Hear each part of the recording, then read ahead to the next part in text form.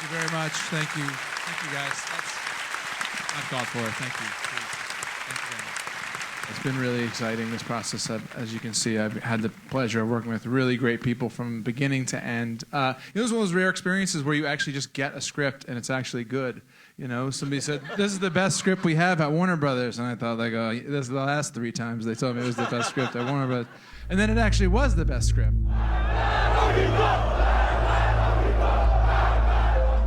A guy named Chris Terrio wrote it, who's an amazing writer. He had found a way to kind of take this true story that was unwieldy and episodic and complicated and weird and you wouldn't believe it, and it turned it into a kind of a 3-act structure and hold on to the essential truth. If we're going to go, then we need to go now.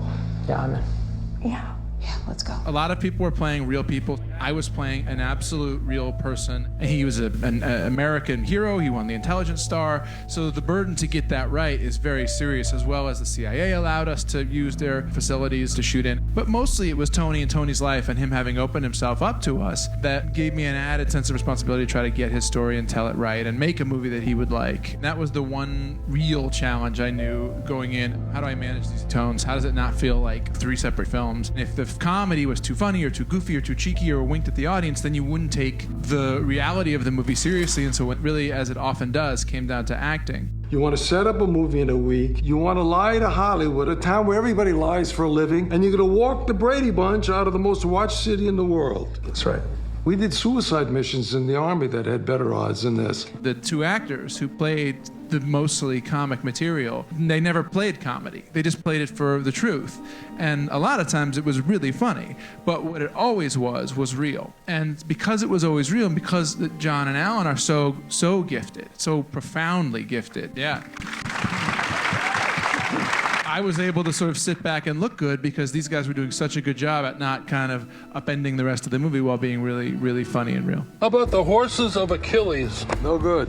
Nobody does westerns anymore.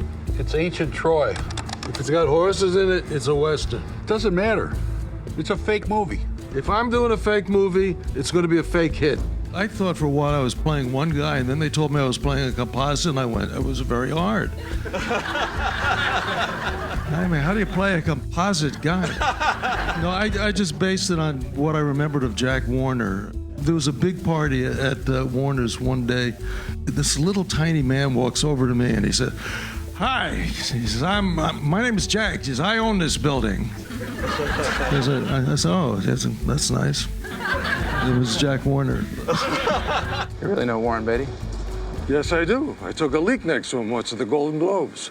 I remember very clearly that whole period, but I'd never heard of this. He says the Minotaur prosthetic is too tight, so he can't act. If he could act, he wouldn't be playing the Minotaur.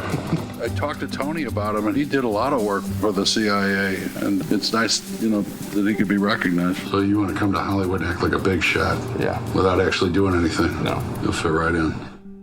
I think when you start out as an actor, you look to other performances and performers as models. Both of these guys were part of moments and movies and scenes that made me want to do this. So it's like one of those extra bonuses as a director when you get to work with people, particularly because I'm an actor-director, who were my kind of, and I continue to be my kind of actor heroes.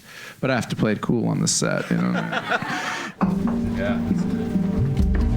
There was a sequence that I really learned from Ben, and we were in a basement. So there were no windows anywhere, and all these desks and everything, and it was a circuitous route that he chose to go from point A to point B, when if you looked at the actual geography of that room, it would be simpler just to walk straight. And he would go this way and go that way, and it was like, it's a curious thing. Let me see how this comes out. No, I'm not busting your chops. Doesn't make me sound like an actor's director, Brian. Walk in circles, just trust me. And it came out so much better than I could have imagined. And I'm going to steal that the next time I direct Breaking Bad. You got Revolutionary Guards going door to door like Jehovah's Witnesses. I think the most interesting thing I found at Langley was the food court. There's the Subway, there's the Burger King, and everything. It's like, really? And then you start thinking about it, you realize, well, of course, they can't send out for pizza. There's not a guy delivering it. Domino's doesn't make that drive. But there was top security, and I mean top. When we were working there, they said all phones off. Okay, right, yeah, and the CIA police are walking around, and 2 police officers came around the corner once, and I said, "Is everything okay?" And he said, "Yeah, there's a Samsung phone on in one of these 2 gentlemen's pockets." And I went, but the fact that he knew the brand and exactly where it was through the so it's a very interesting culture to dive into, but it was quite an eye-opener being out there, talking to CIA officers who are used to not discussing much, so you have to kind of pry. And so I would say, so what was it like when you left, your spouse for so long? It was difficult at times. But what exactly, I mean, when you come home after 4 months, was there strain? And how did you survive a marriage knowing that you can't come home and tell your spouse, male or female, whatever the case may be, what happened on your business trip? And he goes, my marriages didn't survive. So here's the way that this is going to work. Ben had us all live in the house that we shot in for a week. And we couldn't leave. We couldn't have phones. We didn't have computers. We had movies from the 70s to watch, newspapers, magazines, but we had no contact with the outside world, and basically a very comfortable simulated version of what these people went through. It was a bit of a reality show, I think, the Argo reality show. When we got out of there, I actually felt a sense of culture shock, actually, after a week. I don't know how you felt. I was fine. I spent a lot of time casting the extras, the people in the embassy takeover, talking to them about why they were doing it, making sure they could speak the Farsi they needed to speak. I gave a bunch of them Super 8 cameras, and so they were shooting some of the stuff that we used, and it looked, like amateur and jerry-rigged, and it was perfect. And getting these folks, invested in the actual story and having them be performers and trying to give that a sense of life, I think was what was most interesting about it to me. People just did amazing things, like some woman who has no lines, has no part, nothing in the movie. All of a sudden we pan over to her, she's tears are in her eyes, she's crying with fear because she thinks she's going to get killed because they're Americans trying to get to America. It's I didn't do that. You know what I mean? I just told these people that their performances were going to be valued and that we were paying attention, and all of a sudden all these actors did great stuff. Had one guy where the guy who takes the passports and is sends us to the side, and then goes over, he makes the phone call to these guys and then comes out.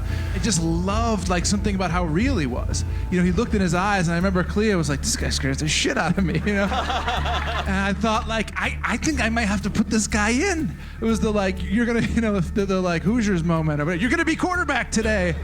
I went over to the guy and I was like, Farshad, I gotta ask you a question. Come here. I was like, do you see these sides, the pages? And he was like, yes, okay. I was like, can you do this? And he was just like, I can do this. I was like, I hope you can. خداحافظ.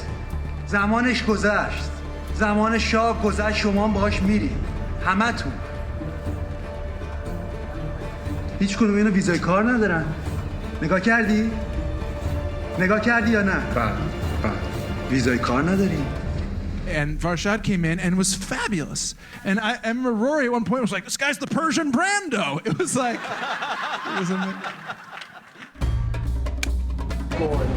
My whole theory of directing is to make it simple and allow for the actors and the writing to make the movie good, and just don't get in the way. I've worked with so many directors where I felt like they were constantly sort of stepping on what was good about the movie, which was you get this really good performer and this is kind of a good line, and just shoot it. You don't have to tap dance around that. So and maybe it's workmanlike directing, but that's what I was interested in. And so for me, the shots were set up and designed to most fully realize the potential of the performers. If he loses, it's our lives. And his life too. People in this country make big sacrifices and offer a lot of themselves for something that is a lot bigger than themselves, and they get no personal reward for that. And that is stirring. So they're just going to give me an award and then they're going to take it back. That's right.